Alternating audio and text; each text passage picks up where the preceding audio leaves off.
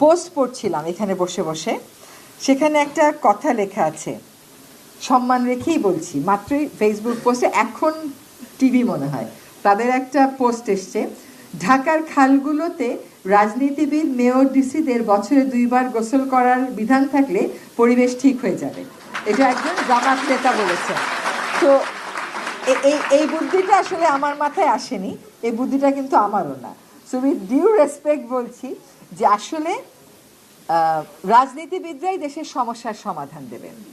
আমাদের রাজনীতিবিদেরা বা রাজনৈতিক প্রথা বারবার যদি সফল হইতো তাহলে আমাদেরকে আর দায়িত্ব নিতে হতো না, হয়তো বা আমাদেরকে একটা ক্রাইসিস মোমেন্টে আসতে হয় মাঝখানের একটা যোগসূত্র করে দেওয়ার জন্য। হ্যাঁ, তো শেষ সমাধান কিন্তু রাজনীতিবিদদের হাত ধরেই আসতে হবে, এবং যদি পরিবর্তনকে টেকসই হতে হয় তাহলে পরিবর্তনকে টেকসই রাজনীতিবিদেরাই করতে